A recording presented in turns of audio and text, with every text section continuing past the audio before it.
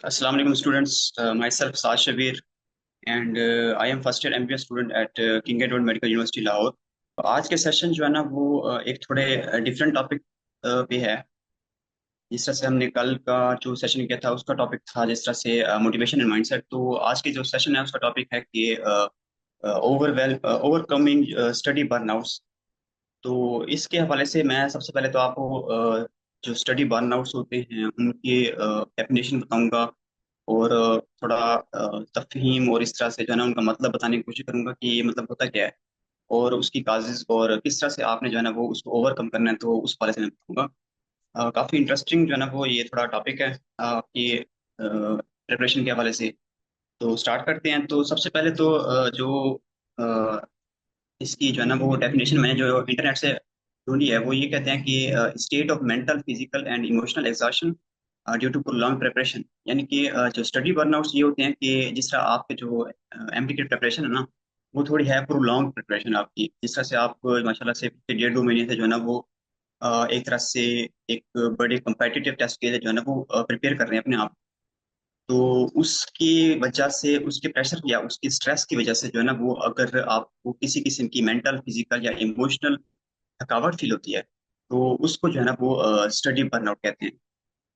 अगर साफ साफ अल्फाज में मतलब सीधे सीधे अल्फाज में कहा जाए तो लैक ऑफ, जिस तरह से कह सकते हैं कि इंटरेस्ट इन स्टडीज को भी हम जो है ना वो स्टडी बर्नआउट कह सकते हैं। हम जो है ना वो इसके काजेस जो है ना वो देखेंगे कि किस वजह से जो है ना वो एक स्टूडेंट के अंदर ये चीज पैदा होती है। और फिर हम जो है ना वो ये कोशिश करेंगे कि किस तरह से जो है ना वो इस चीज से बचा जाए। तो बर्नआउट्स के जो है ना वो डिफरेंट, जिस तरह से कहते हैं हम सिम्टम्स कह सकते हैं, ये एक मतलब स्टूडेंट के लिहाज से जो है ना वो कॉमन प्रॉब्लम समझा जाता है। जिस तरह से एक तो ये कि आपको जो है ना वो कांस्टेंट फैटीग फील हो, इवन आप जो है ना वो प्रॉपर रेस्ट भी कर रहे हो ना उसके बाद भी जो है ना आपको फैटीग अगर फील रही हो रही है तो इट्स काइंड ऑफ दैट। और इसके अलावा लैक ऑफ मोटिवेशन उसको भी कह सकते हैं बर्नआउट्स में। लैक ऑफ मोटिवेशन और आपका जो है ना वो अगर आप स्टडी कर रहे हैं तो आपका फोकस जो है ना वो वीक हो रहा है, तो वो भी उसी में आ जाता है। इसके अलावा जो है ना वो इमोशनल एक्सॉशन या फिर जो है ना वो एक तरह से चिड़चिड़ापन जो है ना वो उसको भी हम उसी में ले आते हैं। तो उसकी जो है ना वो थोड़ी बहुत जिस तरह से काजेज मैं आपको बताता हूँ बर्नआउट्स की। वन ऑफ द मेजर जो काजेज है ना वो है कि आपकी जो स्टडी स्केड्यूल बनाते हैं ना अपना, उसके दरमियान में अगर आप अपनी ब्रेक्स या अपनी जो है ना वो इस तरह से फ्री एक्टिविटी नहीं रखते तो that can be the limiting cause of that. और इसके अलावा अगर आपकी कोई जिस तरह से प्रॉपर रूटीन नहीं सेट हो रही, ये मिसाल के तौर पर आप इम्प्रॉपर वे में जो है ना वो इम्प्रॉपर आवर्स में स्लीपिंग ईटिंग और इस तरह से स्टडिंग में जो है ना वो इम्प्रॉपर आवर्स में कर रहे हैं, तो that can be one of the cause. इसके अलावा जो सेकंड मोस्ट इम्पॉर्टेंट जो अपना इसकी काज होती है ना वो होती है अपना एक दूसरे के दरमियान कंपैरिजन करना कि फ्लॉ स्टूडेंट जो है ना वो मेरे से ज्यादा अच्छा कर रहा है। इस तरह के कंपैरिजन जो है ना वो फॉल्टी कंपैरिजन जिसको कहते हैं, उस तरह के अगर कंपैरिजन करेंगे तो that can be one of the cause. और इसकी एक और वजह जो है ना वो ये होती है कि स्टूडेंट्स जिस तरह से ओवर थिंक करके अपने फेयर ऑफ फेलियर हम कह सकते हैं उसको। तो fair of failure can be one of the cause of the study burnouts, आपके लैक ऑफ इंटरेस्ट की। तो उसके हवाले से जो है ना वो जब मैं अपना स्टूडेंट था ना एमडी कैट का, या चाहे मैं अभी भी जो है ना वो अपना एमबीबीएस का स्टूडेंट हूँ, तो अभी भी जो है ना वो ये प्रॉब्लम फेस करनी पड़ जाती है बाज़ बात कि आप पढ़ते पढ़ते जो है ना वो इस तरह से 2-3 घंटे आप अगर लगातार पढ़ लें तो आपको ऐसा लगता है कि ना अब नेक्स्ट पढ़ना जो है ना वो मेरे लिए काफी मुश्किल है, तो इस चीज को कल करेंगे। तो इस चीज को बचने के लिए जो है ना वो काफी मैं जो खुद अपने ऊपर अप्लाई करता हूँ ना टिप्स वो मैं आपको बताऊंगा कि किस तरह से जो है ना वो आपने इस तरह से अपने इंटरेस्ट को दोबारा बिल्डअप करना है। अगर आप मिसाल के तौर पर अगर आप लैक ऑफ मोटिवेशन फील कर रहे हैं अपने एक प्रॉपर जो है ना वो एमडी के की प्रिपरेशन में, तो उसके हवाले से मैं आपको बताऊंगा। तो मैंने कुछ पॉइंट्स जो है ना वो नोट डाउन किए हैं अपने हवाले से और जो कि मैं अपने ऊपर भी अप्लाई करता हूँ।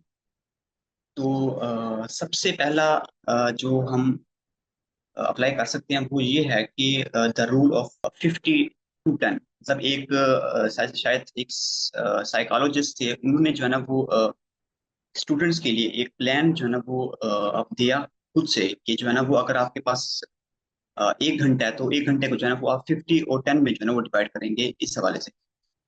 तो अगर आप जो है ना वो ये नहीं करना चाहते 50 और 10 में, तो आप कोशिश करें कि 50 और 5 या 57 और 3 में कर लें।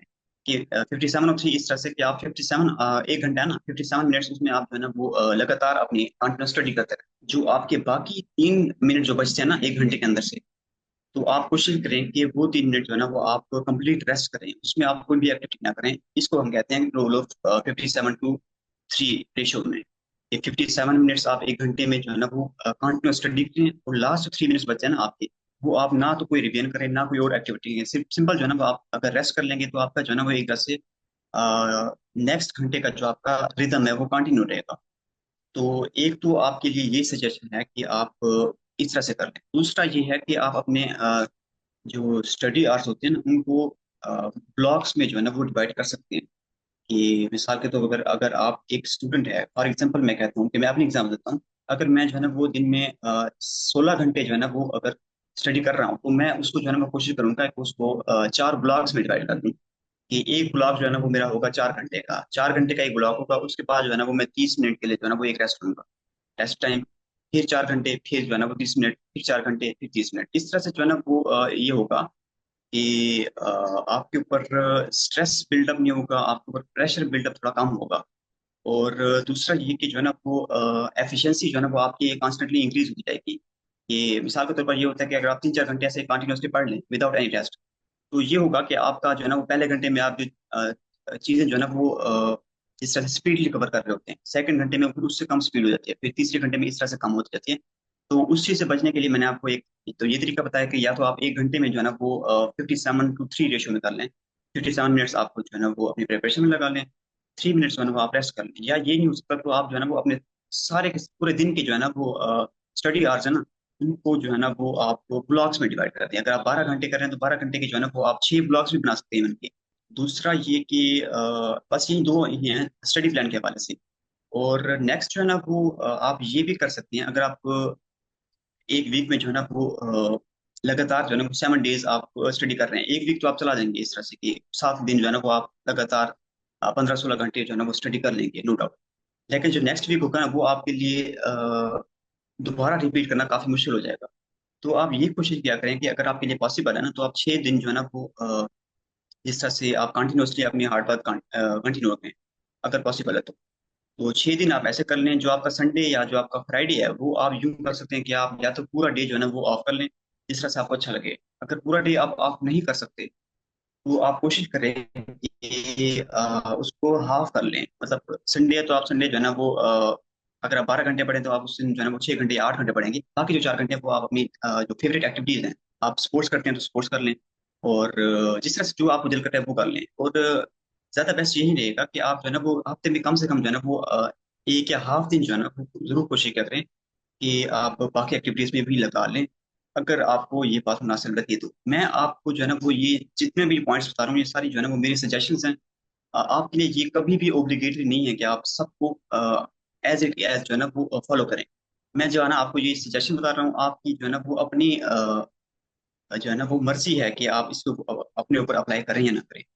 तो हम नेक्स्ट जो पॉइंट सजेस्ट करते हैं वो ये है कि आप एक दिन के अंदर जो है ना वो सब्जेक्ट्स मिक्स करके पढ़ा करें। कि अगर मिसाल के तौर पर अगर आप सारा दिन जो है ना वो केमिस्ट्री चलाएंगे ना, तो इस तरह से जो है ना वो आपका रिदम जो है ना वो कम हो जाएगा। इस हवाले से मैं आपको ये बताता चलूं कि आप या तो कोशिश करें कि 2 सब्जेक्ट चला लें, या कोशिश करें 3 चला लें, या आप सारे सब्जेक्ट्स एक दिन में चलाना जो है ना वो काफी मुश्किल है। तो सारे सब्जेक्ट्स आपने एक सब्जेक्ट एक दिन में नहीं चलाने। ये जो है ना वो आपके लिए एक तरह से कह सकते हैं कि फॉरबिडन है। आप जो है ना वो सारे सब्जेक्ट एक दिन में ना चलें। आप कोशिश करेंगे जो है ना वो 2 सब्जेक्ट्स आप कर लें अगर आपको अच्छा लगे। 2 सब्जेक्ट्स सिर्फ बायो और इंग्लिश है वो एक दिन में कर लें। नेक्स्ट डे में जो है ना वो फिजिक्स और इस तरह से लॉजिकल है वो कर लें। और उससे अगले दिन जो है ना वो केमिस्ट्री के साथ जो है ना आपका पिछला जो पेयर है उसमें से जो है ना वो एक सब्जेक्ट आप मिला लें। तो सब्जेक्ट की जो है ना वो मिक्सिंग से आपको ये होगा कि आपका जो डेली रिदम है ना वो नहीं टूटेगा आपका इंशाल्लाह। और दूसरा ये प्रिपरेशन का ये तरीका भी हो सकता है कि आप जो है ना वो रोटेशन मेथड को अप्लाई करें खुद के ऊपर। रोटेशन मेथड इस तरह से होता है कि आपने मिसाल के तौर पर एक दिन का टारगेट रखा हुआ कि मैंने आज जो है ना वो 4 चैप्टर करने हैं। तो आप रोटेशन मेथड के तहत आप ये कर सकते हैं कि एक चैप्टर आप बायो का कर लें, फिर जो है ना वो आप सब्जेक्ट स्विच करें और जो है ना वो एक चैप्टर केमिस्ट्री का कर लें, एक चैप्टर जो है ना वो आप इंग्लिश का कर लें, एक चैप्टर आप फिजिक्स का कर लें। इस तरह से ये होगा कि आपका जिस तरह से कहते हैं कि लैक ऑफ मोटिवेशन से आप बच सकेंगे। और इस तरह से जो है ना वो आपका जो इजीली जो आपके मूड स्विंग्स हो जाते हैं ना, जो जल्दी जल्दी के जो है ना वो इसको कल कर लेंगे या इस तरह से, वो आपके इंशाल्लाह नहीं होगा। और दूसरा जो है ना वो सजेशन ये है कि आप जो है ना वो फिजिकली एक्टिव रहने की कोशिश करें। कि फिजिकली एक्टिव से मुराद ये है कि जिस तरह से अगर आप वॉइस जिस तरह से हैं, वॉइस आप कोशिश करें कि 15 से 20 मिनट जो है ना वो इस तरह से निकाल लें दिन के अंदर। 15 से 20 मिनट के अंदर या आप डिफरेंट स्पोर्ट्स कर लें, जिस तरह बैडमिंटन है, क्रिकेट खेल लें, इस तरह से बॉयज डिफरेंट एक्टिविटीज कर सकते हैं। और जो गर्ल्स स्टूडेंट हैं वो ये कोशिश करें कि 15 से 20 मिनट जो है ना वो आप निकाल लें, जिस तरह वॉकिंग के लिए या वॉक कर लें आप, या जिस तरह से जो एक्टिविटीज आपको, जो आपकी डेली की फेवरेट एक्टिविटीज है ना, वो आप कोशिश क्या करें कि हर दिन अगर नहीं कर सकते तो हर दूसरे दिन जो है ना वो आप जरूर कोशिश क्या करें, वो चीज कर लिया करें। इस तरह से जो है ना वो आप काफी फिजिकली एक्टिव रहेंगे और हेल्दी रहेंगे। क्योंकि अगर आप एक दफा जो है ना अपने एमडी के सेशन में बताना खासा अगर आप अनहेल्दी हो गए या इस तरह से बीमार वगैरह हो गए ना, तो उससे जो है ना वो आपका एक हफ्ता, अल्लाह ना करे, जो है ना वो वेस्ट हो सकता है। तो आप कोशिश करें कि अपने आप को हेल्दी रखने की कोशिश करें। उसके लिए जो है ना वो आप अपनी जिस तरह से डाइट है, डाइट डाइट पे आप फोकस करें कि कोशिश करें जंक फूड जो है ना वो उससे बचें। वैसे लाजमी नहीं है कि आप बिल्कुल जो है ना वो खत्म ही कर दें, आप कोशिश करें कि कम कर दें उसको थोड़ा। और सेकंड जो है ना वो सबसे इंपॉर्टेंट चीज जो मैं बताता हूँ वो ये है कि आप अपने जो स्लीपिंग आवर्स है ना वो आप लाजमी फिक्स कर लें। वो आप जरूर जो है ना वो 5 to 7 आवर्स जो है ना वो आप जरूर डेली जो है ना वो सोया करें। आप बाकी एक्टिविटीज में जो है ना वो स्टडी और स्लीपिंग के अलावा जो है ना आप बाकी एक्टिविटीज के ऊपर जिस तरह से कहते हैं कि कोई लिमिटेशन लग सकती है, लेकिन आपकी ये दो एक्टिविटीज जो है ना वो हर डेली जो है ना वो प्रॉपर होना चाहिए। कि अगर आपकी जो है ना वो इनएडिक्वेट स्लीप है ना, आप 3 4 दिन जो है ना वो आसानी से निकाल सकते हैं, लेकिन 5वें दिन आपको उसके जो है ना वो इफेक्ट्स आपके नजर आएंगे। तो आप कंसिस्टेंट रहने की कोशिश करें, ना कि जो है ना वो एक तरह से अपने जो है ना वो एक दिन ज्यादा पढ़ लें और दूसरे दिन आप कोशिश करें कि जो है ना वो थोड़ा कम हो जाए। तो आप कंसिस्टेंट रहने की कोशिश करें अपनी स्टडी आवर्स में भी और अपने स्लीपिंग आवर्स में भी। तो ये कुछ सजेशन है जो मैं आपको देना चाहता था। उसके अलावा जो है ना वो जिस चीज जो है ना वो आपको रोकने का कहा गया है वो ये है कि आप जो टॉक्सिक कंपैरिजन होते हैं ना वो आपस में ना रखा करें। जिस तरह कि अगर आप टॉप ग्रेड के हवाले से आपको बता दूं कि उसमें जो है ना वो कंपटीशन के हवाले से ना, कंपटीशन के हवाले से जो है ना वो एक लिस्ट दी हुई होती है कि ये स्टूडेंट जो है ना वो इतने एमसीक्यू जो है ना वो सॉल्व कर लिए हैं, और इसकी जो है ना वो एक्यूरेसी और टाइम मैनेजमेंट इतनी है। तो आप जो है ना वो कोशिश करें कि कंपटीशन और कंपैरिजन के दरमियान फर्क समझें कि आप के अंदर जो है ना वो कंपटीशन का जो है ना वो जज्बा होना चाहिए, नो डाउट। लेकिन जो है ना वो दूसरे स्टूडेंट के साथ कंपैरिजन करना ये थोड़ा जो है ना वो आपकी प्रिपरेशन में जो है ना वो मसला कर सकती है।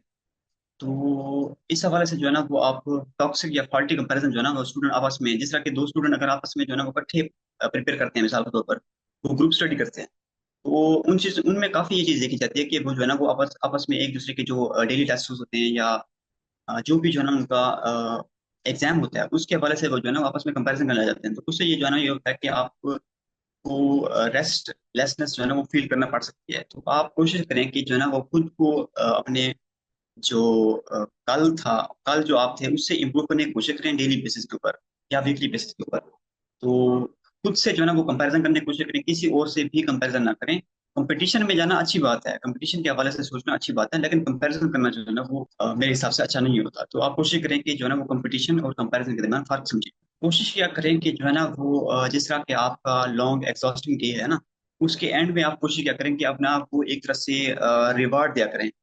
कि जो है ना वो अगर आपने 15 आवर्स जो है ना वो काफी ज्यादा स्टडी है एक दिन के अंदर, तो आप 15 आवर्स स्टडी करने के बाद अपने आप कोशिश करें कि एक तरह से आप अपने आप को एक रिवार्ड दिया करें।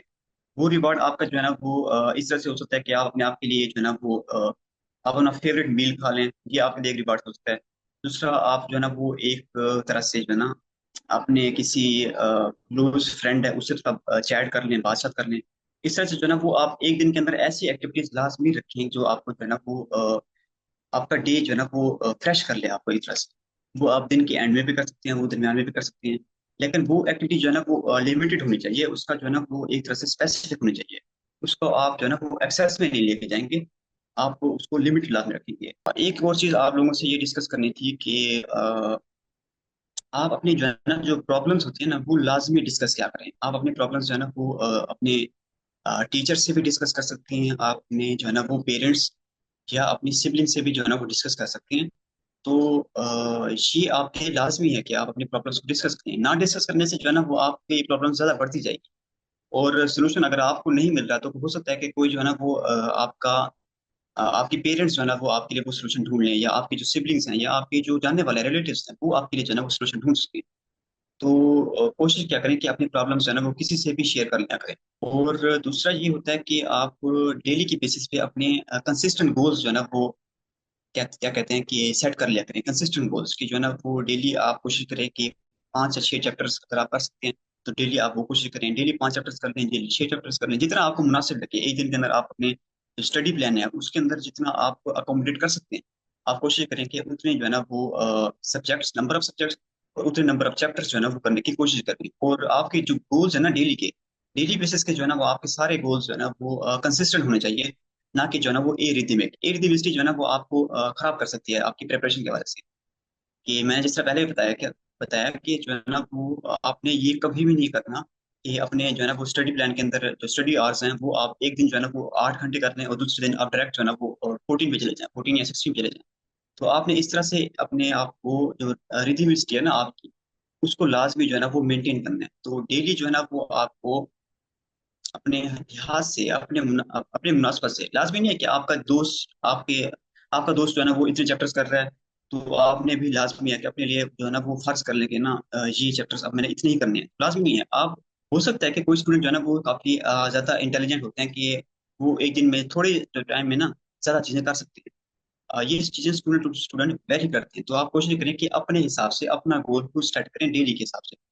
कि अगर आप डेली जो है ना वो 5 चैप्टर्स इजीली और अच्छी तरह कर सकते हैं तो आप 5 चैप्टर्स ही करें, आप छठे के ऊपर ना जाएं। अगर आप जो है ना डेली 5.5 चैप्टर कर सकते हैं तो आप 5.5 ही करें, आपको 6 के ऊपर जाने की कोई जरूरत नहीं है। तो ये सारे जो है ना वो आपको बातें बतानी थी इस हवाले से कि आप जो है ना वो अगर आपको थोड़ा लग रहा है कि आप मोटिवेशन जो है ना वो लैक कर रहे हैं या आपको इंटरेस्ट आपका लूज हो रहा है स्टडीज में, तो आप कोशिश करें कि उस चीज को बचने के लिए जो है ना वो आप इन चीजों को फॉलो कर सकती हैं। तो अब जो है ना वो नेक्स्ट जो है ना वो हम आपके जो क्वेश्चंस हैं ना वो डिस्कस कर लेते हैं बारी बारी। एक स्टूडेंट का क्वेश्चन है कि अगर 180 मार्क्स हैं एमडीकेट में तो मेरिट लिस्ट का क्या हो, ये मतलब अगर पता हो तो बता दें। अच्छा, तो अब जो है ना वो आपके जो मार्क्स हैं एमडीकेट के वो हो गए हैं मेरे ख्याल में 180, 200 से जो है ना वो 180 पे शिफ्ट हो गए मार्क्स आपके। तो इसका जो है ना वो मेरे ख्याल में एमडी कैट का जो वेटेज है ना वो मेरे ख्याल में अभी तक वैसे ही है, मुझे वैसे कंफर्म नहीं है। लेकिन एमडी कैट का जो वेटेज है ना वो 50% ही है आपका। तो इस हवाले से जो है ना वो कोई फर्क नहीं पड़ेगा मेरे हिसाब से। कि अगर वो मार्क्स जो है ना वो 180 पे करते हैं, अगर आप वो मार्क्स 160 200 के, जैसे 200 पहले थे तो 200 थे तो तब भी 50% जो है ना वो वेटेज था। अगर 180 है तो आपका वेटेज जो है ना वो सेम ही है, वो चेंज नहीं हुआ आपका। नंबर्स जो है ना वो चेंज हुए हैं इस वाले से। नेक्स्ट क्वेश्चन ये है कि were you confident about your admission in MBBS during the preparation phase. तो मैं आपको ये बताता हूँ कि कभी भी जो है ना वो मैंने अपना प्रिपरेशन के दौरान जो है ना वो अपना कॉन्फिडेंस इस हवाले से लूज नहीं किया कि आई कांट डू इट, या मैं जो है ना अपनी प्रिपरेशन के हवाले से इनफ नहीं हूँ। तो मैंने जो है ना वो कोशिश की कि जितना ज्यादा हो सके मैं पॉजिटिव रहूँ और डेली बेसिस पे जो है ना वो अपने आप को इम्प्रूव करने की कोशिश करूँ। और ज्यादा जो सबसे ज्यादा चीज जिसकी मैंने कोशिश की ना वो ये की कि मैं ओवर थिंकिंग जो है ना वो ना करूं। क्योंकि ये काफी ज्यादा नुकसानदेह चीज है आपके लिए और एज ए स्टूडेंट जो है ना वो मेरे लिए भी।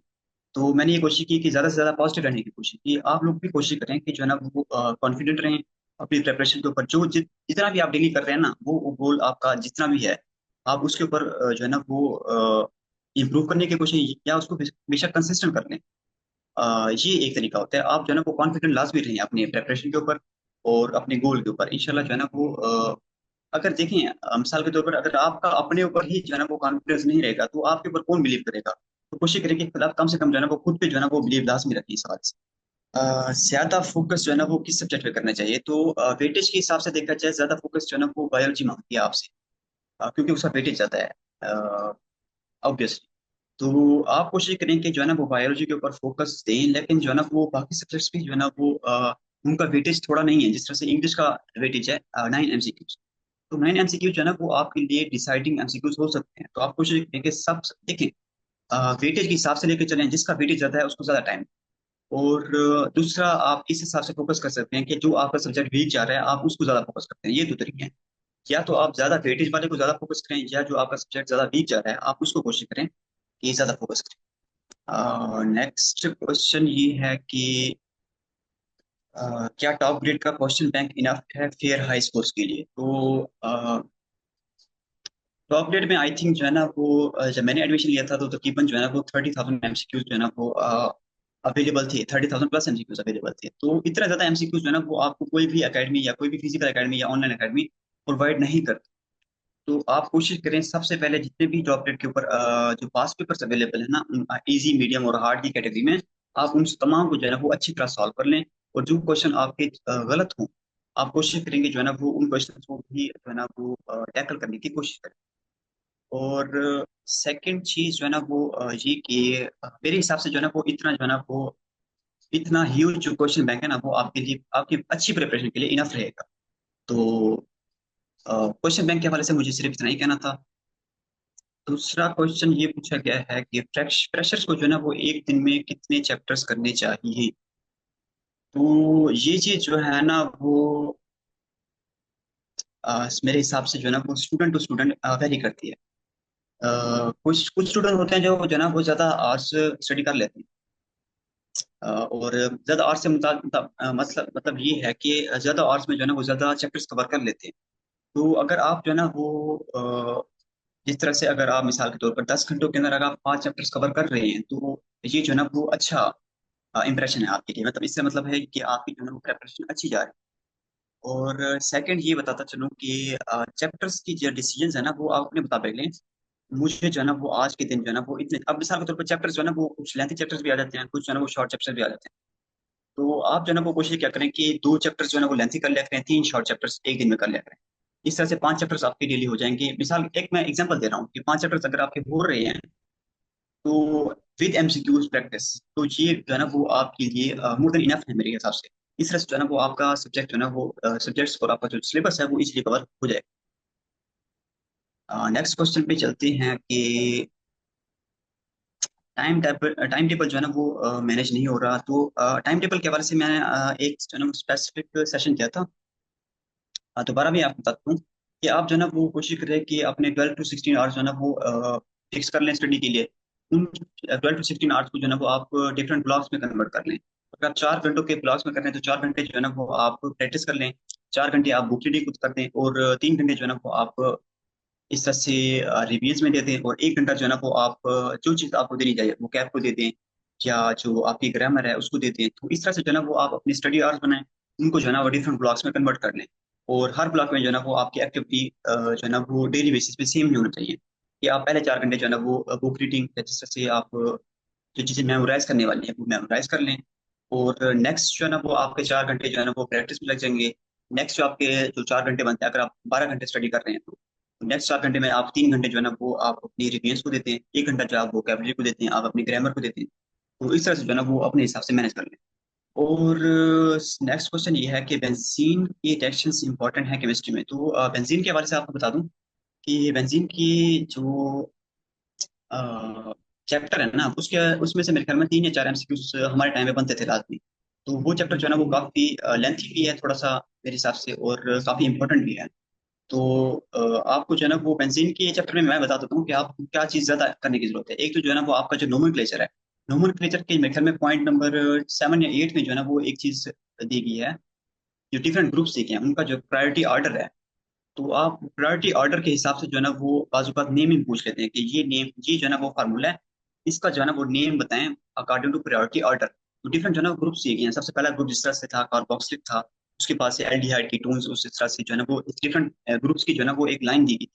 आप वो जो है ना सबसे पहले वो प्रायोरिटी ऑर्डर याद कर लें, फिर उसके बाद जो है ना वो उस हिसाब के लिए जो है ना वो डिफरेंट एमसीक्यूज जो है ना वो सॉल्व कर लें। और इस तरह से जो और ऑर्थो मेटा और पैरा जो आपका राइटिंग ग्रुप वाला जो टॉपिक है ना वो जो है ना वो पूरी बेंजीन के अंदर सबसे इंपॉर्टेंट टॉपिक है। उसमें से अब एमसीक्यूज किस तरह से पूछे जाते हैं? वो एमसीक्यूज इस तरह से पूछे जाते हैं कि मिसाल के तौर पर जो NH2 ग्रुप है आपका, NH2 ग्रुप जो है ना वो पता नहीं, अब याद नहीं है कि वो ऑर्थो पैरा या मेटा जो भी है, वो ग्रुप जो है ना वो कितना ज्यादा वो ग्रुप क्या फ्लॉ ग्रुप से या बाकी तीन ग्रुप से जो है ना वो इस रिएक्शन के लिए जैसे सल्फोनेशन एक रिएक्शन है, तो वो चार ऑप्शन दे देते हैं कि जो है ना वो अमाइनो बेंजीन, इस तरह से नाइट्रो बेंजीन, इस तरह से चार बेंजीन देते हैं। वो पूछ लेते हैं कि जो है ना वो इनमें से सबसे ज्यादा इस रिएक्शन के लिए हवाले से सबसे ज्यादा रिएक्टिव कौन है। तो अगर आपको जो है ना वो ऑर्थो पैरा और मेटा ग्रुप वाले जो ग्रुप्स दिए गए हैं वो सारे अगर आपको याद रहेंगे ना, तो इंशाल्लाह जो है ना वो आपको इस तरह के एमसीक्यू टैकल करने में इजी रहेगी। तो ज्यादा जो है ना वो पास पेपर मैंने बेंजीन के हवाले से यही क्वेश्चंस देखे हैं कि जो है ना वो एक तो रिएक्टिविटी ऑर्डर, और दूसरा चार जो है ना वो बेंजीन के चार ग्रुप दिए जाते हैं, उनमें जो है ना वो बताया जाता है कि इनमें सबसे ज्यादा इस रिएक्शन के हवाले से ज्यादा रिएक्टिव कौन है। तो आपको जो है ना वो इस तरह से एमसीक्यू सॉल्व करने होंगे। नेक्स्ट क्वेश्चन पे चलते हैं कि सर एक दिन में 10 आवर्स से ज्यादा नहीं कर पा रहा हूँ तो सजेशन दे। तो मैंने आपको ये बताया था कि 10 आवर्स में इस तरह से करना है कि आपने जो है ना वो मिसाल के तौर पर अगर आप 4 घंटे जो है ना वो लेक्चर्स लगा रहे हैं, या आप 4 घंटे या 3 घंटे या 2 घंटे जो है ना वो आप लेक्चर्स देखने में लगा रहे हैं, तो आप कोशिश करेंगे उन लेक्चर्स देखने के अलावा के जो आपके घंटे बचते हैं ना दिन के, उसमें जो है ना वो 10 आवर्स लाजमी स्टडी करें। तो अगर आपसे जो है ना वो 10 आवर्स मिसाल के तौर पर मैनेज नहीं हो पा रहे, 10 आवर्स से ज्यादा मैनेज नहीं हो पा रहे, तो आप कोशिश करेंगे थोड़ा सा जो है ना वो थोड़ा थोड़ा इंक्रीज करने की कोशिश करें डेली बेसिस पे। कि आप आपकी जो है ना वो 10 आवर्स एक लिमिट है कि आप जो है ना वो 10 आवर्स मैक्सिमम कर लेते हैं, तो आप जो है ना वो एक दिन अपनी लिमिट ब्रेक करने की कोशिश करें। 10 आवर्स से ज्यादा आप 10.5 घंटे आप कोशिश कर लें एक दिन के अंदर। उससे अगले दिन जो है ना वो आप बेशक दोबारा 10.5 घंटे कर लें, उससे अगले दिन दोबारा जो है ना वो आप थोड़ा इंक्रीज करने की कोशिश करें, 15 मिनट इंक्रीज कर लें या 20 मिनट या आधा घंटा इंक्रीज करें। तो आप तीसरे दिन जो है ना वो 11वें घंटे पे चले जाएंगे, मतलब तीसरे दिन जो है ना वो आपके स्टडी आवर्स 10 के बजाय 11 हो जाएंगे। इस तरह जो है ना वो आप 3 दिन नेक्स्ट जो है ना वो कोशिश करेंगे दोबारा 1 घंटा बढ़ाने की कोशिश करें। तो तीन तीन दिन या 4 4 दिन जो है ना वो आप कोशिश करें कि 4 दिन में 1 घंटा बढ़ा लें। तो इस तरह से आपका जो है ना वो स्टडी आवर्स का मेरे हिसाब से प्लान इजी हो जाएगा। नेक्स्ट क्वेश्चन ये है कि सर मैं only virtual academy like top grade से प्रिपरेशन कर रहा हूँ, कोई फिजिकल एकेडमी नहीं। क्या मैं वर्चुअल एकेडमी से तैयारी करके MD कैट में मेरिट बना सकता हूँ? Please guide me sir, I am fresher and new in this field and I have no experience. जज़ाकल्लाह। तो जितने भी जो है ना वो फ्रेशर्स होते हैं उनका वाकई में पहले कोई जो है ना वो इस हवाले से एक्सपीरियंस नहीं होता। तो मैं आपको आपको कोई जो है ना वो इस हवाले से गारंटी नहीं दे सकता कि आप जो है ना वो टॉप ग्रेड से प्रिपरेशन करेंगे तो आप इंशाल्लाह जो है ना वो जरूर, मेरी ये दुआ है कि जो है ना वो आप जरूर जो है ना वो इस हवाले से एडमिशन अपनी ड्रीम यूनिवर्सिटी या कॉलेज में ले जाएं। लेकिन जो है ना वो एक एक हवाले से मैं कह सकता हूँ कि मैं आपको इस हवाले से गारंटी नहीं दे सकता कि आप जो है ना अगर आप टॉप ग्रेड से जिस तरह से प्रिपरेशन कर रहे हैं तो आपकी जो है ना वो सक्सेस 100% गारंटीड है। तो देखिए आप जो भी एकेडमी में जाएंगे, चाहे वो फिजिकल है चाहे वो आप जिस तरह से टॉप ग्रेड से करते हैं, सबसे जो इंपॉर्टेंट चीज है ना वो आपके लिए अपनी सेल्फ स्टडी ही है।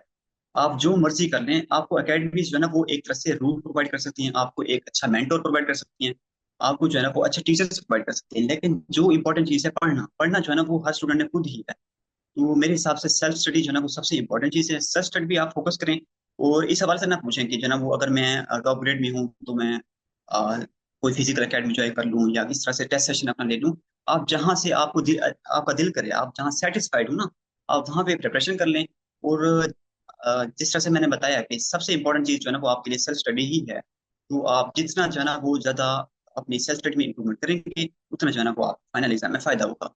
तो मेरे हिसाब से ज्यादा आप फोकस करें सेल्फ स्टडी पे। नेक्स्ट क्वेश्चन ये है कि सर ऑर्गेनिक केमिस्ट्री कैसे करें? एक लेक्चर को MD कैट के हवाले से ऑब्जर्व कैसे करें? अच्छा, नेक्स्ट इस क्वेश्चन के हवाले से मैं आपको बता दूं कि ऑर्गेनिक केमिस्ट्री में जो है ना वो मैंने एक अपने पुराने सेशन में बताया था कि ऑर्गेनिक केमिस्ट्री में इस तरह से आप करना है। मिसाल के तौर पर अगर आपका जो सबसे जो है ना वो इजीएस्ट आपका रिएक्शन है हाइड्रोजनेशन वाला, वो जो है ना पूरी ऑर्गेनिक केमिस्ट्री का जिस तरह से और इजीएस्ट जो है ना वो कुछ समझा जाता है। तो हाइड्रोजनेशन का आपका जो है ना वो जिस तरह से है, या जो थोड़ा डिफिकल्ट जो है ना वो आपको एग्जांपल देता हूँ। जिस तरह से हाइड्रोक्सिलेशन एक रिएक्शन है, तो हाइड्रोक्सिलेशन की रिएक्शन में जो है ना वो मैक्सिमम जो है ना वो अगर इथेन इथीन और इथाइन वाला चैप्टर है ना, तो आपको जो है ना वो फर्स्ट जो सेकंड आपका जो है ना वो मेंबर है ना, जिस तरह से अगर अल्कीन्स है तो अल्कीन्स में जो है ना वो इथीन के एग्जांपल जो है ना वो हाइड्रोक्सिलेशन में इस्तेमाल की होती है। तो आपने कोशिश करनी है कि जो है ना वो हाइड्रोक्सिलेशन की जो रिएक्शन है ना, उसकी जो आपने प्रैक्टिस करनी है वो आपने इथीन तक जो है ना वो लिमिट नहीं करनी। आपने कोशिश करनी है कि इथीन प्रोपेन ब्यूटीन और पेंटीन तक जो है ना वो आप हाइड्रोक्सिलेशन की रिएक्शन की प्रिपरेशन कर लें।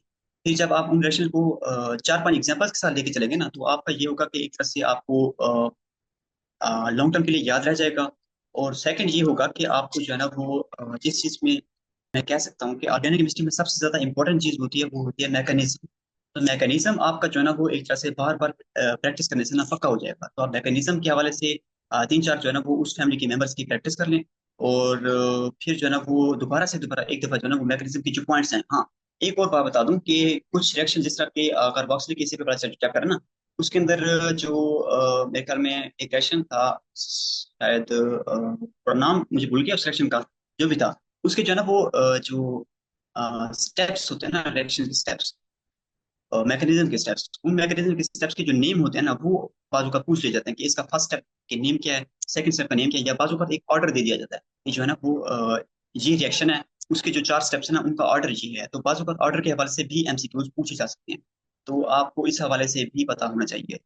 फर्स्ट ऑफ ऑल जो है ना वो आपको एक तरह से जो है ना वो मैकेनिज्म का पता होना चाहिए ऑर्गेनिक केमिस्ट्री में। दूसरे नंबर में आपको जो है ना वो रिएक्शंस का ऑर्डर पता होना चाहिए कि ये मैकेनिज्म है, इसके रिएक्शन का ये ऑर्डर चल रहा है, तो आपको ये पता होना चाहिए। तीसरे नंबर पे जो आपको ये चीज पता होना चाहिए कि रिएक्टिविटी ऑर्डर क्या है किन चीजों का, कि डिफरेंट फैमिलीज में मिसाल के तौर पर जो कार्बोक्सिलिक एसिड है ना, वो पूरी आपकी जो है ना वो फंक्शनल ग्रुप में सबसे ज्यादा जो रिएक्टिव कंपाउंड समझे जाते हैं ना, वो कार्बोक्सिलिक एसिड है। क्योंकि उनके जो बॉन्ड्स है ना वो काफी ज्यादा पोलर हैं, और उसके अंदर जो है ना वो एक डबल बॉन्ड भी पाया जाता है। तो इस हवाले से जो है ना वो कार्बोक्सिलिक एसिड सबसे ज्यादा रिएक्टिव समझा जाता है। तो आपको जो है ना वो डिफरेंट फैमिलीज के अंदर जो है ना वो कंपैरिजन पता होना चाहिए कि अल्केन, अल्कीन्स और अल्काइंस में से और बेंजीन में से कौन ज्यादा रेटेड है। तो उसका ऑर्डर जो है ना वो इस तरह से बनता है कि अल्कीन सबसे ज्यादा रेटेड है, फिर उसके बाद जो है ना वो बेंजीन आता है, फिर उसके बाद अल्कीन आता है, फिर सॉरी अल्कीन के बाद सॉरी सबसे पहले अल्कीन, फिर बेंजीन, फिर अल्काइन, फिर सबसे लास्ट में जो लीस्ट रेक्टिव है वो अल्केन है। तो इस तरह से जो है ना वो आपको रिएक्टिविटी ऑर्डर्स पता होने चाहिए। तो इस हवाले से आपको ऑर्गेनिक केमिस्ट्री में इन चीजों पर फोकस करना है। नेक्स्ट क्वेश्चन ये है कि सर मतलब एमडी कैट में फिजिक्स के जो क्वेश्चन होता है उसको सॉल्व करना है लेकिन विदाउट कैलकुलेटर, तो डेसिमल के क्वेश्चन विदाउट कैलकुलेटर से कैसे करेंगे? तो डेसिमल के क्वेश्चन को जो है ना वो अगर आपको मिसाल के तौर पर क्वेश्चन के अंदर एक वैल्यू दी जाती है कि एक वैल्यू है आपके पास 2.47 4736, एक आपके पास वैल्यू है, तो आप कोशिश करें जो है ना वो उस वैल्यू को एज इट इज ना लेके चलें। आप कोशिश करें कि उसको 2.7 सॉल्व करने के लिए, अपनी इजीली सॉल्व करने के लिए ना, आप कोशिश करें कि 2.7 तक उसको लिमिट कर लें।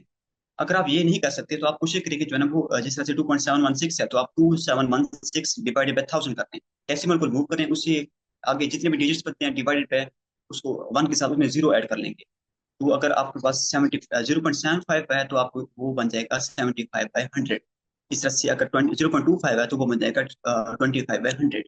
तो इस तरह से जो है ना वो दो तरीके हैं इसके इस हवाले से कि आप जो है ना वो या तो डेसिमल को रिमूव कर लें, उसके बटे के नीचे जो है ना वो आप जीरो ऐड कर लें। ये एक तरीका होता है। दूसरा तरीका ये होता है कि जो है ना वो आप अपनी आसानी के लिए, जिस तरह से मैंने बाजू का बल्कि हर डेली जो है ना वो मैं ये एग्जांपल देता हूँ कि अगर जी की वैल्यू 9.8 है तो आपको 9.8 पुट करने की कोई जरूरत नहीं, आप 10 पुट करें। उसका जो आंसर होगा ना वो आपके जो है ना वो जो आपका मेन आंसर होगा, जो आपका करेक्ट आंसर होगा, उसके आपको क्लोजेस्ट पहुंचा देगा। तो अगर जो है ना वो ऑप्शन ज्यादा क्लोज नहीं दिए गए तो आप डायरेक्ट जो है ना वो उस आंसर पे भी पहुंच जाएंगे। तो इसके दो तरीके मैं आपको फिर से बता रिपीट कर देता हूँ। एक तरीका ये है कि आप जो है ना वो वैल्यूज को एज इट इज ना लेके जाएं, थोड़ा मॉडिफाई करके सॉल्व कर ले। दूसरा जो डेसिमल वाले क्वेश्चन को सॉल्व करने का तरीका होता है कि आप जो है ना वो डेसिमल पॉइंट को रिमूव करें, उससे आगे जितने भी डिजिट्स होते हैं उसके नीचे जो है ना वो एक के साथ जीरो ऐड कर लें। मिसाल के तौर पर अगर 0.75 है तो 75 डिवाइडेड बाय क्योंकि पॉइंट यानी कि डेसिमल पॉइंट के बाद जो है ना वो दो डिजिट्स हैं 0.75 में, तो आप जो है ना वो 75/100 कर देंगे। अगर 3 डिजिट्स होंगे तो आप 75/1000 कर लेंगे। तो इस तरह से जो है ना वो दो तरीके मैंने आपको बता दिया। अगर ये आपके लिए एप्लीकेबल नहीं है तो आप कोशिश करें कि अपनी जो प्रैक्टिस है वो उसको इम्प्रूव करते जाएं। तो इस तरह इंशाल्लाह जो है ना वो ये थ्री थ्री मेथड जो है ना वो आपके लिए काफी एप्लीकेबल होंगे।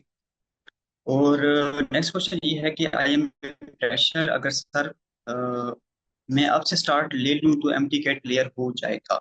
तो देखिए एमटी कैट के लिए जो है ना वो पेपर से पहले कभी भी कोई बात लेट नहीं होती। जब आपका पेपर हो जाएगा ना तो उस टाइम हम कह सकते हैं कि दैट्स टू लेट। अभी भी जो है ना वो टू लेट नहीं हुए। आप कोशिश करें अपना एक स्ट्रिक्ट सा जो है ना वो स्टडी प्लान बनाएं।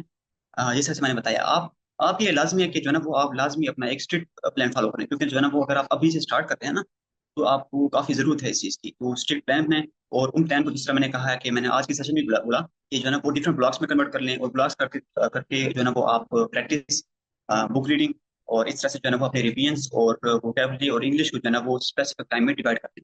तो आप आपके लिए जो है ना वो लाजमी है कि आप ना जो है ना वो स्टडी प्लान लाजमी स्ट्रिक्ट कर लें, क्योंकि आप जो है ना अभी से स्टार्ट कर लें। और नेक्स्ट क्वेश्चन ये है कि सर लॉजिकल रीजनिंग के बारे में भी गाइड करते हैं। तो लॉजिकल रीजनिंग के बारे से दो चीज़ें ही हैं। एक तो आपके लिए जो है ना वो लेक्चर्स लेक्चर्स जो है ना वो लॉजिकल रीजनिंग के हवाले से काफ़ी ज़्यादा इंपॉर्टेंट होते हैं, क्योंकि आपका जो पीएमडीसी का सिलेबस के जो सेकंड टॉपिक है ना, इसका लॉजिकल का सेकंड टॉपिक, उसको जो है ना वो विदाउट स्पेसिफिक मेथड जो है ना वो नहीं सॉल्व किया। तो आप कोशिश करें जो है ना वो यूट्यूब से या जो आपकी टॉप रेट है आप उससे जो है ना वो लेक्चर लें। आप दोनों से भी लेक्चर ले सकते हैं।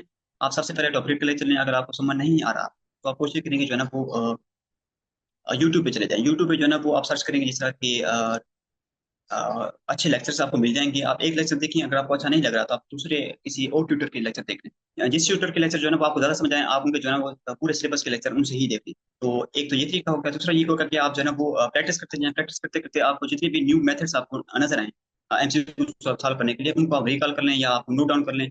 उसको जो है ना वो लास्ट वीक में जो है ना वो आपके एग्जाम के लास्ट वीक में रिवाइज कर लें। ये दो तरीके हैं। एक, नंबर वन, आप लेक्चर देख लें अच्छी तरह, नोट्स बना लें। नंबर टू जो है ना वो आप अपने प्रैक्टिस को स्ट्रॉन्ग कर लें। तो नेक्स्ट क्वेश्चन ये है कि सर कंसेप्ट्स क्लियर नहीं है सब्जेक्ट्स के, सर कितना टाइम वीडियो लेक्चर्स को दे सकते, कितना टाइम सेल्फ स्टडी को दें, और एकेडमिक पॉइंट को थोड़ा। ओके। तो कंसेप्ट्स जो है ना वो हमारे भी क्लियर नहीं थे जब हम एमडी कैट में स्टेप रखा था हमने। तो हमारा जो है ना वो इस तरह से कहते हैं, हमारे एरिया में इस चीज़ पर ज़्यादा फोकस नहीं कराया जाता। हमारे मतलब एरिया में नंबर्स लेने पे ज़्यादा फोकस किया जाता है। तो हमारे कंसेप्ट भी नहीं थे, हमारे कंसेप्ट यहाँ आके मिलते। इवन कि मैंने जो है ना वो सेकंड अटेम्प्ट की जब की थी ना, सेकंड अटेम्प्ट में जाके मेरे काफी सारे टॉपिक्स उस टाइम क्लियर हुए थे। जिस तरह से आपका जो जिस तरह से आपका मैं कह सकता हूँ कि स्लाइडिंग फिलामेंट मॉडल है। तो स्लाइडिंग फिलामेंट मॉडल मुझे जो है ना वो मेरी सेकंड जो अटेम्प्ट थी ना उसमें जाके मुझे क्लियर हुआ था कि ये चीज़ कैसे हो रही है। तो आपको भी इस तरह से हो सकता है कि आप जो है ना वो जिस दिन भी जो है ना वो आपके कंसेप्ट क्लियर हो जाते हैं, पेपर से पहले जिस दिन भी हो जाए ना, दैट्स गुड। उसके बाद जो है ना वो मसला है। लेकिन पेपर से पहले जब भी आपके कंसेप्ट हो जाते हैं तो ये आपके लिए एक अच्छा मतलब अचीवेबल साबित होगा।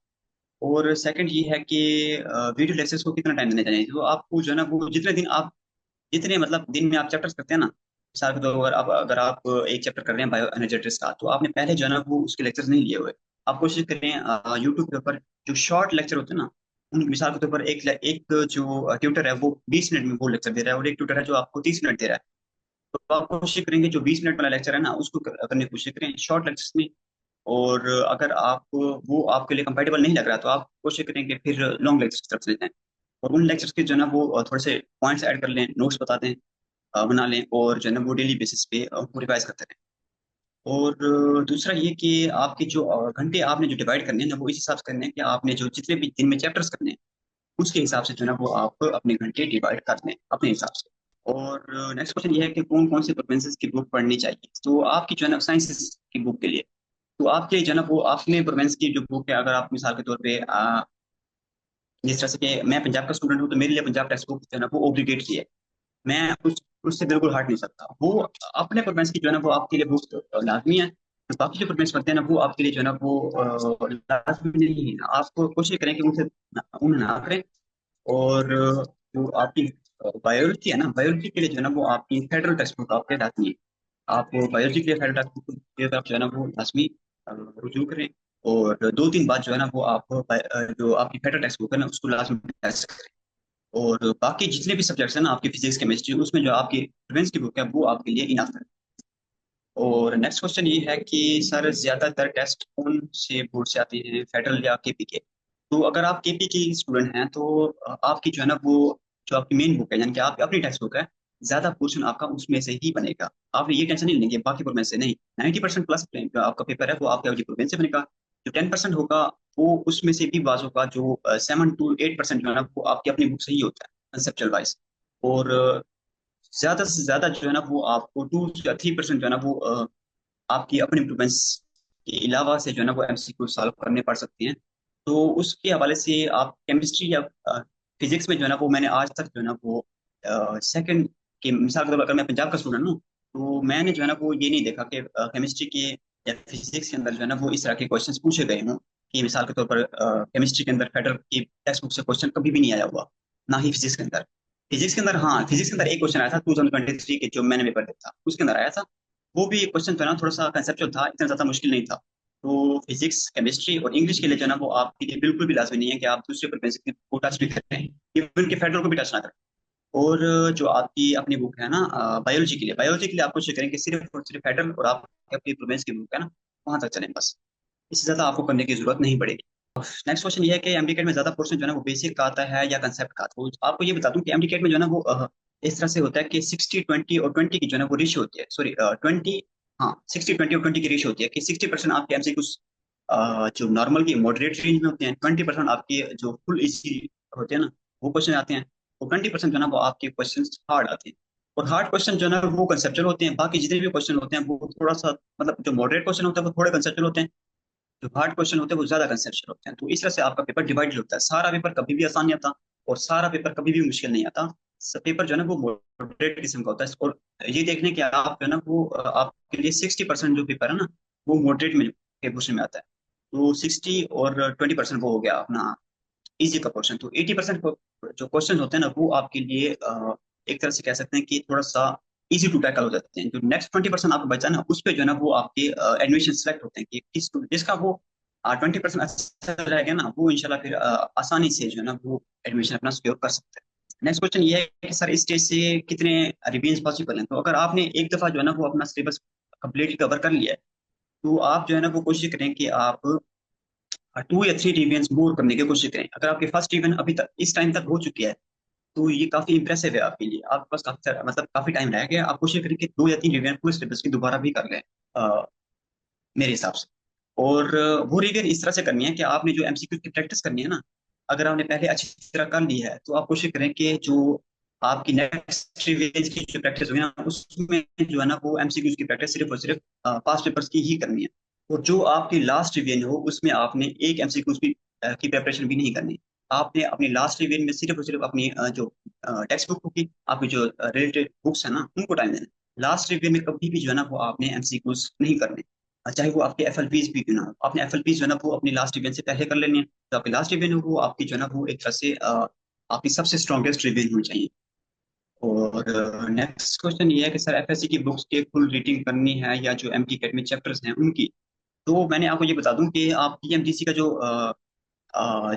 बताया गया सिलेबस है ना उसको दोबारा रीड करें। उसके जो आउटलाइंस हैं उसको तो अपने बुक पे जो है ना वो पॉइंट आउट कर लें, और कोशिश करें कि जो उससे रिलेटेड टॉपिक्स है ना आप वो कर लें। पूरा पूरा चैप्टर्स करने की बिल्कुल भी जरूरत नहीं है। जिस तरह कि हमारे टाइम में जो है ना वो मेटालिक बॉन्डिंग नहीं होता था, तो हमने जो है ना वो मेटालिक बॉन्डिंग नहीं किया था। हालांकि जो आपकी हमारी जो सब्जेक्ट की जो आउटलाइन थी ना उसमें जो है ना वो ये चीज वाज़ेह नहीं थी कि जो है ना वो मेटालिक बॉन्डिंग है या नहीं है। लेकिन हमारे जो टीचर थे ना उन्हें मैं गाइड किया था कि जो चीज जो है ना वो ज्यादा स्पेसिफिकली नहीं बताएगी तो आपको उसको करने की जरूरत नहीं है। तो जो चीज आपके सिलेबस में दी गई हो प्लस उससे रिलेटेड जो भी चीज हो वो कर लें। पूरी पूरी बुक को करने की बिल्कुल भी जरूरत नहीं है, जो सिलेबस में है वही करें बस। और नेक्स्ट क्वेश्चन ये है कि सर जो सिलेबस में स्पेसिफिक टॉपिक्स बताए हैं उनकी प्रिपरेशन करें या फुल चैप्टर्स की प्रिपरेशन करें। तो मैं आपको ये बता दूं कि फुल चैप्टर्स को प्रिपेयर करने की बिल्कुल भी जरूरत नहीं है आपको। आपका जिस तरह से मैंने कल भी एक एग्जांपल दी थी कि जो है ना वो रिप्रोडक्शन का एक टॉपिक है, चैप्टर है रिप्रोडक्शन के चैप्टर में total male reproductive system, female reproductive system, आपका जो है ना वो एक तरह से जो रिप्रोडक्टिव सिस्टम के रिलेटेड जो डिजीज डिसऑर्डर्स हैं वो हैं, और मेंस्ट्रुअल साइकिल और प्रेगनेंसी, ये 4-5 चीजें हैं जो आपकी सिलेबस की आउटलाइन में शामिल हैं। तो आपने ये कोशिश करनी है कि इससे ज्यादा, जैसे कि ए सेक्सुअल रिप्रोडक्शन अब आपके जो सब्जेक्ट की जो बायोलॉजी की आउटलाइन है ना सिलेबस उसमें जो है ना वो आपके मेंशन नहीं किया गया, तो आपको ए सेक्सुअल रिप्रोडक्शन करने की कोई जरूरत नहीं है, उसमें आपका टाइम सिर्फ और सिर्फ वेस्ट होगा। तो आप अपने टाइम को जो है ना वो महफूज करें। आप जो है ना वो पहले रिवीजन की मिसाल के तौर पर अगर आपने जो है ना वो ए से रिपोर्टेशन कर भी लिया है तो आप जो है ना वो जब आपकी रिवीजन होगी ना तो आपका वो चीज दोबारा रिवाइज करना आपका टाइम वेस्ट करेगी। तो आप कोशिश करें जो सब्जेक्ट की आउटलाइंस हैं उनको करें, जो उससे रिलेटेड जो भी चीज बचती है वो कर लें, और ये चीज आपके लिए मोर देन इनफ रहेगी। आउट ऑफ सिलेबस जो है ना वो आपको एक सब्जेक्ट एक एमसीक्यू भी नहीं देखने को मिलेगी इंशाल्लाह। बाजू का ऐसा हो जाता है कि थोड़ा सा सिलेबस से हट के सिलेबस से हटते नहीं है, मतलब उससे रिलेटेड चीज पूछी जाती है लेकिन हमें पता नहीं होता कि ये चीज भी सिलेबस से रिलेटेड हो रही थी। तो आप कोशिश करें कि जो है ना वो आपने किसी टीचर से जो है ना वो लाजमी एक दफा लाजमी पूछ लेना कि हमें जो है ना वो ये चीज निशान लगवा दें कि हमारे ये वाले टॉपिक्स जो है ना वो करने हैं, ये वाले टॉपिक्स नहीं करने। तो आपको वो टीचर्स, आपके रेस्पेक्टिव टीचर्स जो है ना वो आपको निशान लगा देंगे, तब जो है ना वो आपका इजीली प्रिपेयर हो सकता है। और दोबारा आपको ये बता दूं कि जितनी भी जो है ना वो एडिशनल चीजें हैं ना, जो आपके सिलेबस से रिलेटेड नहीं है, तो उनको करने की बिल्कुल भी जरूरत नहीं है। वो आपकी एक तो एनर्जी वेस्ट करेगी, दूसरा आपका टाइम वेस्ट करेगी। तो बाकी मेरे ख्याल में आपके कोई क्वेश्चन, सॉरी, एक और क्वेश्चन ये है कि सर लास्ट स्टेज में किस तरह से प्रैक्टिस करें। तो लास्ट डेज में जो है ना वो मैंने आपको बताया कि अगर आपके लास्ट 15 डेज रह गए हैं, तो आप कोशिश करें, अगर आप प्रैक्टिस करने का आपका दिल कर रहा है, तो आप कोशिश करें कि सिर्फ और सिर्फ पास पेपर्स को रिवाइज करें। और कोशिश करें कि जो है ना वो लास्ट 15 डेज में एक दफा जो है ना वो लाजमी, जो आपकी कैलकुलेशन बेस्ड एमसीक्यू है ना, एक दफा लास्ट 15 आवर्स में लाजमी जो है ना वो टैकल करके जाइएगा। क्योंकि बात वक्त ये होता है कि ज्यादा लंबे अरसे तक अगर आप कैलकुलेशन नहीं करते ना, तो आपकी एक तरह से ना वो वाली आदत खत्म हो जाती है। तो आप कोशिश करें कि इस तरह से, जिस तरह आपने बताया ना, for example the last 10 days मिसाल के तौर पर अगर आप रह गए हैं ना, तो आप कोशिश करें कि उसमें एमसीक्यूज बिल्कुल ही प्रिपेयर ना करें। मेरा जो है ना वो आपको ओपिनियन यही होगा। आप लास्ट रिवीजन, आप जो भी जब भी स्टार्ट करें, आप लास्ट 10 डेज में जो है ना वो लास्ट रिवीजन कर रहे हैं या लास्ट 15 डेज में कर रहे हैं, तो आप कोशिश करेंगे जो है ना वो सारे रिवीजन आप अपनी बुक्स को दें। क्योंकि उससे ये होगा कि जो है ना वो आपकी मेमोरी बेस्ड जो क्वेश्चन आने ना वो आपके काफी स्ट्रांग हो जाएंगे, क्योंकि काफी जो है ना वो क्वेश्चन इस तरह से आते हैं। कैलकुलेशन बेस्ड भी जो है ना वो कोशिश करें कि वो भी अच्छे हो जाएं। और अगर आपके मिसाल के तौर पर अगर आप एक रिवीजन लास्ट 10 डेज में कर रहे हैं, तो आप कोशिश करेंगे जो है ना वो, अगर प्रैक्टिस करना भी चाहते हैं, तो आप सिर्फ और सिर्फ एक दिन के अंदर जितने पास पेपर एमसीक्यू तो आपके हो सकते हैं, आप बस उतने ही करें, उससे ज्यादा करने की कोई जरूरत नहीं है। आप अगर आप अपनी लास्ट रिवीजन जो है ना वो 15 डेज में कर रहे हैं, तो आप कोशिश करें कि जो है ना वो सिर्फ पास पेपर सही रहें और अपनी बुक्स को टाइप दें। लास्ट रिवीजन में मेरे हिसाब से ये आपका ओपिनियन होना चाहिए। नेक्स्ट क्वेश्चन ये है कि 1000 एमसीक्यूज रोज करना सही है। तो अगर आप 1000 एमसीक्यूज डेली कर रही हैं, तो ये तो मतलब कमाल ही है, एक तरह से मिरेकल है। क्योंकि मैं खुद जो है ना वो सिर्फ अपने पूरे सेशन में जो है ना वो तकरीबन 7 टाइम्स जो है ना वो 1000 एमसीक्यूज एक दिन में कर सका था। उससे ज्यादा मैं नहीं, कभी नहीं कर सकता। तो अगर आप जो है ना 1000 एमसीक्यूज पर डे कर रही हैं, तो ये आपके लिए काफी बड़ी अचीवमेंट है। अगर आप इसको गिव अप कर सकती हैं, तो आप जरूर करें। लेकिन अगर आपको मतलब काफी ज्यादा हर्डल बेस होती है, मिसाल के तौर पर अगर आपकी जो बुक रीडिंग है उसको आप इससे जो है ना वो आपकी बुक रीडिंग इफेक्टिव हो रही है, तो आप जो है ना वो थोड़ा एमसीक्यू नंबर कम कर ले और रिवीजन के ऊपर टाइम कर। क्योंकि जो है ना वो रिवीजन को टाइम देना काफी ज्यादा जरूरी है। तो 1000 एमसीक्यूज अगर आप कर रही हैं, तो ये काफी आपके लिए इंप्रेसिव है। और अगर आप उसको थोड़ा कम कर रही हैं अपने इजी फील करने के लिए, तो आप जरूर कर सकती हैं। लेकिन 1000 एमसीक्यूज पर डे जो है ना वो काफी ज्यादा है आपके स्टूडेंट्स जो है ना वो। बाकी कोई क्वेश्चन रह नहीं गया इस हवाले से, सेशन जो है ना वो ये क्लोज करते हैं। आप लोग जो है ना वो अपना ख्याल रखें। अल्लाह हाफिज।